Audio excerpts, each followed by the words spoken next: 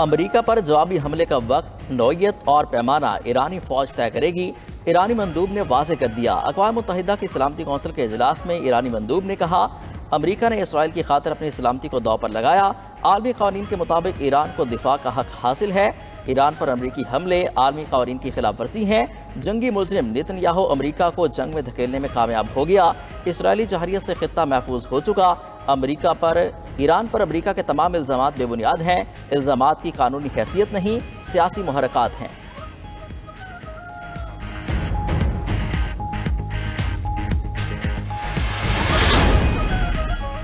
अमरीकी अड्डों पर ईरानी हमले के संगीन नताइज निकलेंगे। अक़वाम मुत्तहिदा में अमरीकी सफ़ीर की फिर वार्निंग। सलामती कौंसिल इजलास में कहा है, ईरान दिहाइयों से खित्ते में हज़ारों अम्बात का जिम्मेदार है। ईरान और इसकी प्रॉक्सीज ने हज़ारों मिसाइलों से इसराइल को निशाना बनाया। इराक और अफगानिस्तान में अमरीकी फ़ौजियों पर भी हमले किए।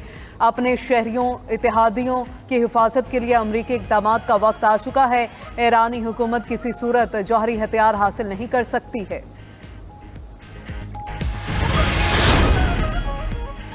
मशरिक़ वस्ता की सूरत हाल पर अक़वाम मुत्तहिदा की सलामती कौंसिल का हंगामी इजलास। सेक्रेटरी जनरल अक़वाम मुत्तहिदा एंटोनियो गुतरीस कहते हैं, अमन को मौका देने के बजाय ईरान पर हमला कर दिया गया। ईरान की जौहरी तनसीबात पर अमरीकी बमबारी से खित्ते में कशीदगी बढ़ गई। फ्रीकैन ईरान के जौहरी प्रोग्राम पर संजीदा मुज़ाकरात की तरफ वापस आएँ। ईरान को जौहरी अदम फैलाव के माहदे का एहतराम करना चाहिए। काबिल भरोसा और जामे हल की ज़रूरत है। अक़वाम मुत्तहिदा पुरअमन हल के लिए तमाम कोशिशों की हिमायत के लिए तैयार है।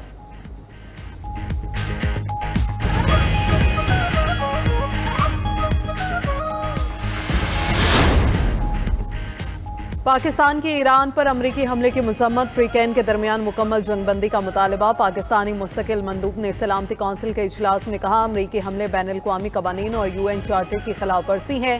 कौंसिल की बुनियादी जिम्मेदारी आलमी अमन और इस्तेकाम बरकरार रखना है। मशरिक़ वस्ता पहले ही इसराइली जहरियत से अदम इस्तेकाम का शिकार रहा है। मशरिक़ वस्ता मज़ीद अदम इस्तेकाम का मुतहम्मिल नहीं हो सकता। ईरान के जौहरी प्रोग्राम पर मुज़ाकरात का रास्ता इख्तियार किया जाना चाहिए।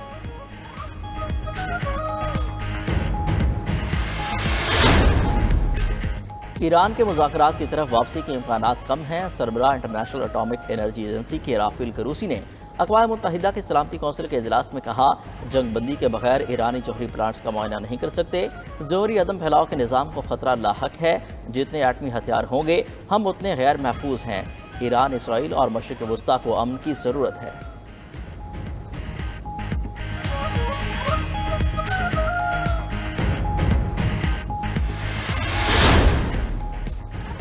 चीन और रूस की ईरान पर अमरीकी हमले की मजम्मत। अक़वाम मुत्तहिदा सलामती कौंसिल के इजलास में चीनी सफ़ीर ने कहा, अमरीकी हमले ईरान की खुद मुख्तारी अक़वाम मुत्तहिदा चार्टर की खिलाफ वर्जी हैं। ईरान पर अमरीकी हमलों से मशरिक़ वस्ता में कशीदगी में इजाफा हुआ। चीन का तमाम फ्रीकैन से फौरी तौर पर जंगबंदी का मुतालबा। रूसी सफ़ीर बोले, अमरीकी गैर जिम्मेदाराना और बिला इश्तियाल हमले से मशरिक़ वस्ता में सूरत हाल मज़ीद संगीन हो गई। अमरीका इसराइली हमायत के लिए हज़ारों फ़लस्तीनियों की शहादत को नज़रअंदाज नहीं कर सकता।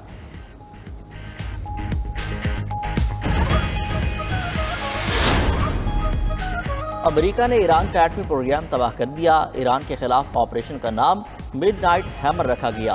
B-2 बमबार ने तारीख का सबसे बड़ा हमला किया। अमेरिकी वज़ीर दिफा पैट हेग्सेथ की मीडिया को ब्रीफिंग, कहा कि ईरान के एटमी अज़ाइम खाक में मिल चुके हैं। ऑपरेशन का हदफ ईरानी फौजी या अवाम नहीं थे। हमले का मकसद ईरान में इक़्तिदार की तब्दीली नहीं था। ईरान ने हमला किया तो ज़्यादा सख्त जवाब देंगे। ईरान को बातचीत के लिए 60 रोज़ दिए, मगर तेहरान ने संजीदगी का मुज़ाहरा नहीं किया।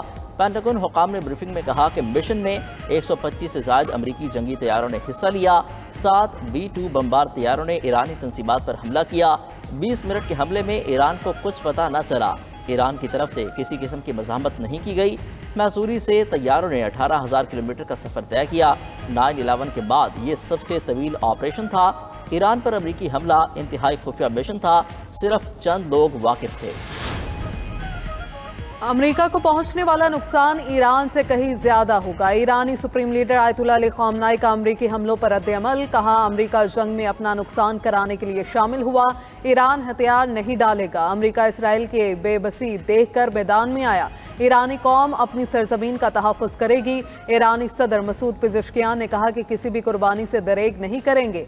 इस्तांबुल में न्यूज़ कॉन्फ्रेंस के दौरान ईरानी वज़ीर ख़ारजा अब्बास अराग़ची ने कहा कि एटमी तंसीबात पर हमला करके अमेरिका ने रेड लाइन अबूर की। अब अमेरिका ईरान की जवाब का इंतजार करे। अमेरिका ने जो किया वो नाकाबिले मुआफ़ी है। ईरानी सुप्रीम लीडर के मुशीर अली शमखानी का कहना है कि अफज़ुदा यूरेनियम अब भी बरकरार है। एटमी तंसीबात की मुकम्मल तबाही को फर्ज कर लिया गया। खेल अभी खत्म नहीं हुआ। ईरान पर हमले के लिए इस्तेमाल अमरीकी अड्डे जायज़ अहदाफ बन चुके। ईरानी चीफ ऑफ स्टाफ ने कहा कि ईरानी कौम किसी जारहाना इक़दाम के आगे झुकने वाली नहीं। ईरान के जवाबी हमले के लिए तैयार हैं। ईरान से तनाज़ा तवील होने का खौफ नहीं। अमरीकी नायब सदर JD वेंस का कहना है कि हमारी जंग ईरान के एटमी प्रोग्राम के साथ है। ईरानी एटमी प्रोग्राम को लंबे अरसे के लिए पीछे कर दिया। अमरीकी हमले के दौरान ईरानी मिसाइल प्रोग्राम नाकाम साबित हुआ। अमरीका ईरान में हुकूमत की तब्दीली नहीं चाहता। अमरीकी वज़ीर ख़ारजा मार्को रूबियो ने कहा कि ईरान के पास एटम बम बनाने के लिए सब कुछ मौजूद है। ईरान के पास 9 या 10 एटम बम बनाने के लिए अफज़ुदा यूरेनियम मौजूद है। ईरान आबनाए हुर्मुज़ बंद करता है तो ये एक भयानक गलती होगी। आबनाए हुर्मुज़ बंद करना ईरान के लिए मौशी खुदकुशी होगा।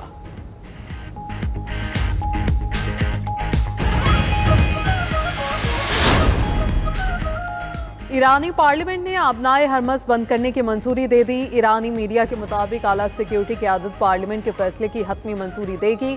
यमन के हूसियों ने भी आबनाए बाबुल मंदब बंद करने की धमकी दे दी। शिपिंग कंपनीज के मुताबिक आबनाए हरमज़ की बंदिश की खदशात पर तेल के जहाज़ों के किरायों में 15% तक इजाफा हो गया।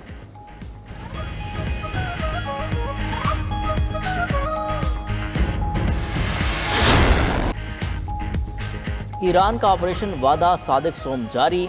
ईरान ने इसराइल पर मिसाइलों की 20वीं लहर दाग दी। ईरान का इसराइल पर पहली बार 3rd जनरेशन खैबर शिकन मिसाइलों से हमला। तल अबीब, हाइफा और दीगर इसराइली शहरों में मुतअद्दिद इमारतें तबाह। खैबर शिकन मिसाइलों के हमले में 86 इसराइली जख्मी हो गए। इसराइली एयरबेस, तहकीकाती मराकज़ समेत 14 अहदाफ को निशाना बनाया गया। इसराइली दिफाई निज़ाम ईरानी मिसाइलों को रोकने में मुकम्मल नाकाम रहा।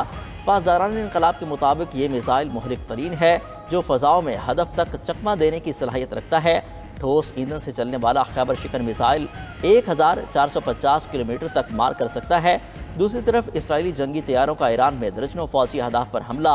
अस्फहान, बूशहर, अहवाज़ और यज़्द में मिसाइल साइट्स को निशाना बनाया गया।